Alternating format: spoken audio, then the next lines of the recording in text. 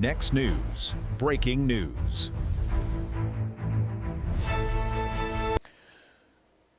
Right now, the biggest story is not the 8 SNAP suspects, not one Medicaid bust, and not even a Minnesota scandal.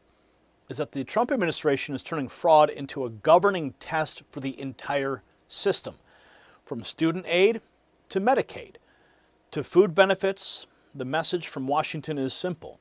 If taxpayer money moved without verification, someone is going to answer for it.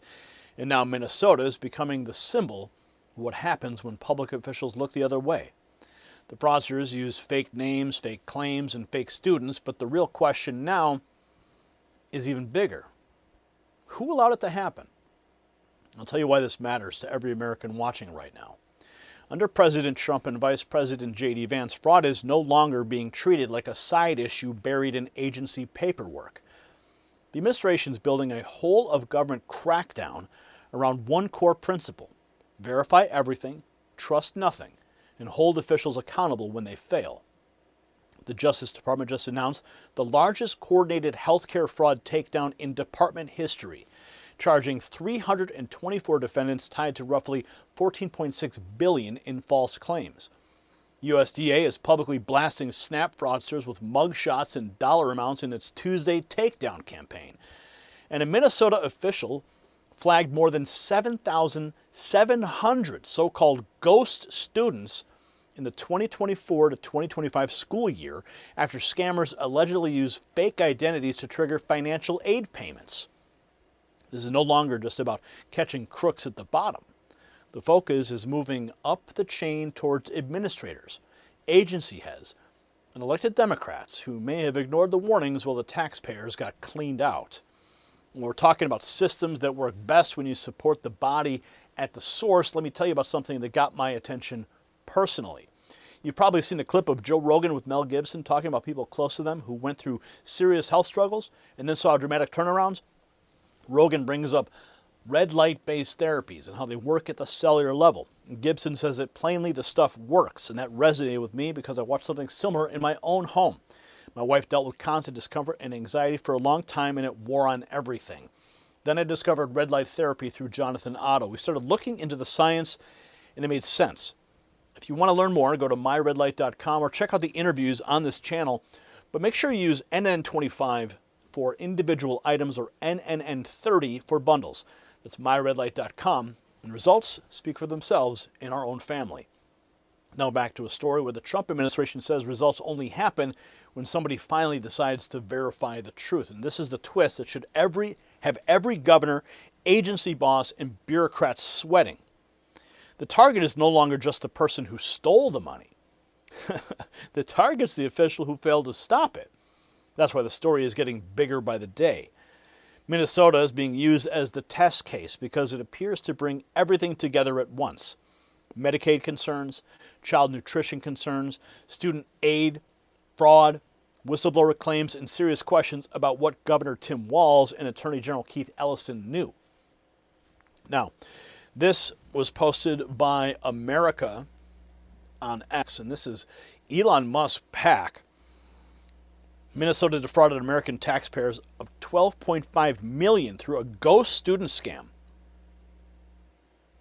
5 federal lawmakers are moving forward with a bill to combat so-called ghost students. It's a nationwide problem, and it's happening here in Minnesota as well.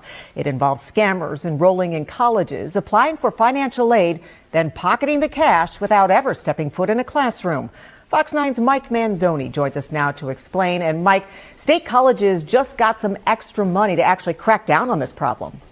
Yeah, Karen, this problem mostly impacts community colleges. The Minnesota state system says it flagged more than 7,700 ghost students in the 2024 to 2025 school year.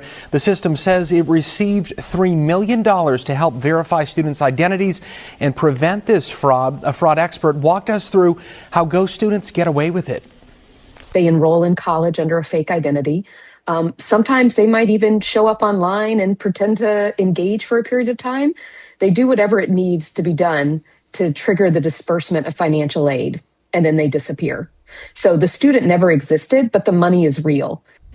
And the Education Department claims that the Minnesota State Ghost students cost taxpayers $12.5 million, but the system disputes that, saying it never sent any money to the bogus students and, in fact, took them off its rolls. And that's another problem here. Ghost students take seats away from real students. One online class that had 50 spots. As soon as it opened up, within 2 minutes, all of the spots were taken, right? So this professor thought he had like this really hot class that he was going to be offering. And it turns out only 2 of the students enrolled in the class were real. The rest were all fake. And the bill at the federal level would flag colleges that enroll ghost students and allow for audits and other oversight measures. It still, though, needs to pass the Senate before heading to the president's desk, Karen. Wow, interesting. All right, thank you. So it wasn't just a few fake names clogging community college classes. Minnesota got hit with fraud pipeline that burned taxpayers for millions. Now, House Oversight is naming names, laying out how Tim Walz and Keith Ellison allegedly helped fuel a much bigger explosion. This from the House Oversight Committee. We just released a bombshell report exposing Walz and Ellison and their fraud. $9 billion in Medicaid loss, $300 million in federal child nutrition funds placed at serious risk. So they've just dropped the report. The cost of doing nothing, how Tim Walz and Keith Ellison fueled Minnesota's fraud explosion. So that report puts Walz and Ellison at the center of a mess. Next, a 20-year Minnesota employee goes public and says she was sidelined, ostracized, and put on leave after warning about the fraud. That Tim Walz was happily looking the other way. As Tim Walz's administration was referred to the DOJ and a Minnesota whistleblower gone public, she was intimidated for speaking out about third world fraudsters. Fox, she faced retaliation after sounding the alarm about fraud inside the state government, as the White House refers top Minnesota Democrats like Governor Tim Walz for a potential criminal investigation. Senior correspondent Mike Tobin, live from Chicago with the latest. Hi, Mike.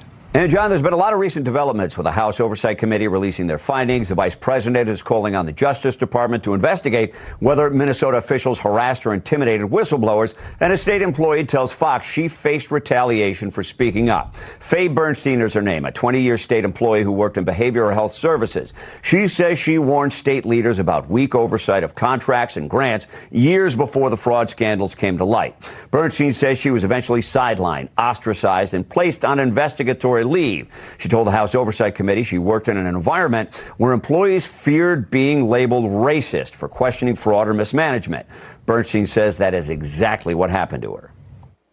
Oh, it was very intimidating. You lived in fear of being called racist. And that is life-changing. That changes how you walk around in the world and how you do your work. I am not confident speaking up about things anymore. It is very impactful. The House Oversight Committee says it interviewed nearly 30 Minnesota whistleblowers. Some allege that after reporting fraud, DHS investigators photographed their homes and vehicles, monitored their phones, and sought information about their children. Governor Tim Walz said he was unaware of employees being threatened, but that would be intimidation. Any intimidation, he said, would be inappropriate. Walz and Attorney General Keith Ellison have rejected claims. They ignored warning signs of fraud. Now, the vice president said if Minnesota officials facilitated fraud, lied under oath, or harassed whistleblowers, they should be held accountable. Now, Bernstein says she doesn't believe criminal charges are warranted, but said some state officials should be fired over their handling of the fraud. John? I think they should be arrested. So that's how the whistleblower says the system punished the people. Now Comer goes further, arguing Walz and Ellison should face accountability for retaliation and possible criminal behavior. Here is Representative Comer talking about his report uncovering billions lost to fraud. To me, like there was criminal behavior on the part of both Governor Walz and Attorney General Ellison. And our report is based on transcribed interviews from 9 career state employees from Minnesota, most of whom were Democrats, who did the right thing. They were doing their jobs. They identified fraud multiple times. And in each instance they identified the fraud, they reported it to their superiors. They got frustrated because nothing was happening about the fraud, so they went all the way to the top. They went to both Attorney General Ellison and Governor Walz. Each time they were told to stand down by the governor and Attorney General.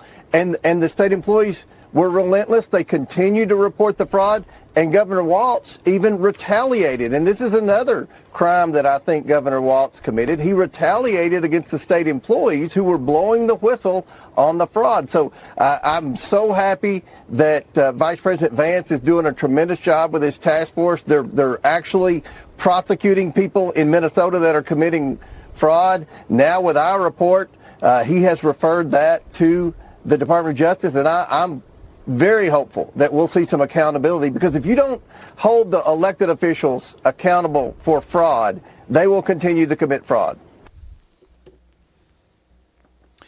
So if officials are not punished, the fraud keeps rolling. Next, the Justice Department shows what a real crackdown looks like, with record healthcare fraud takedown targeting hundreds of defendants. The arrests are spreading, and Justice Department just getting started. Looking forward to seeing this massively ramp up. Good morning, everyone. My name is Matthew Gagliotti, and I'm the head of the Justice Department's Criminal Division. Thank you all for joining us today as we announce the largest coordinated healthcare fraud takedown in the history of the Department of Justice. Today marks a decisive moment in our fight to protect American taxpayers from fraudsters and to defend the integrity of America's healthcare system. We are announcing today charges against 324 defendants for their alleged participation in healthcare fraud schemes involving approximately $14.6 billion in false claims submitted to Medicare, Medicaid, and other healthcare programs.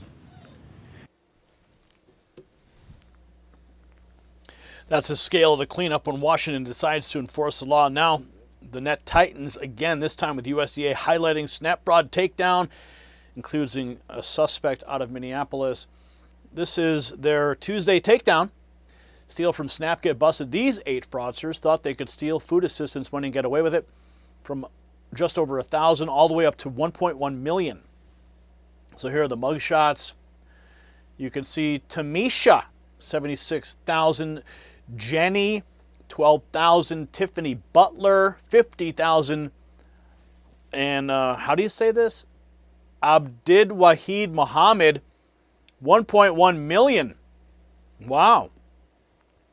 And then we have Jayanne, $1,000, and Jennifer, 21,000.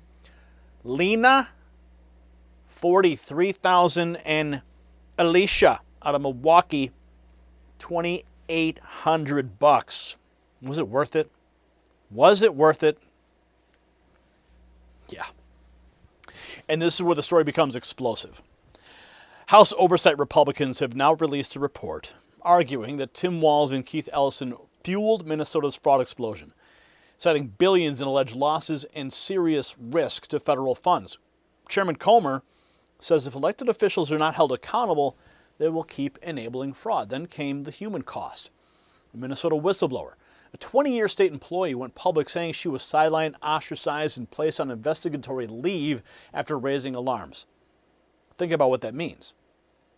The Trump administration is building the case that fraud is not just theft by criminals. It's proof that institutions stopped doing their jobs and that some Democrats may have punished the very people trying to protect the taxpayers. So that's the real headline tonight. President Trump's administration is not treating fraud as a collection of isolated crimes. It's treating fraud as a diagnostic test for failed government. If fake students can drain aid, if bogus claims can hammer Medicaid, if SNAP thieves can game the system, and if whistleblowers can be punished for telling the truth, then the problem is not only the criminal, the problem is the structure that let it happen. And that's exactly why this crackdown matters. It's visible, aggressive, it's unapologetic, and frankly, it's long overdue after the mess left behind during the previous administration and inside blue state machines like Minnesota. If you want accountability, this is what it looks like. So share this report everywhere. Comment below and subscribe if you're tired of watching taxpayers get robbed while officials hide behind process. Simple yes or no. Should public officials who ignore fraud warnings face criminal consequences too? Let's have a conversation. Let's make sure you get the notifications that you depend on from the Next News Network. All you got to do is join the thousands of patriots who are already on the inside track. Text raw feed to 844-840-4963. That's how you and I stay connected. I'm not going to spam you. I'm going to send you the news that you depend on. Just one text message a night, Monday through Friday, so you can get the news you rely on to make decisions for yourself and your family. And let's celebrate all these wins. Go to the merch shelf below this video. America 250 is here, or just go to shop.nextnewsnetwork.com. The system controls information. Information control is power. They don't want you to see this. The truth only survives together. They don't want this shared. Share this now.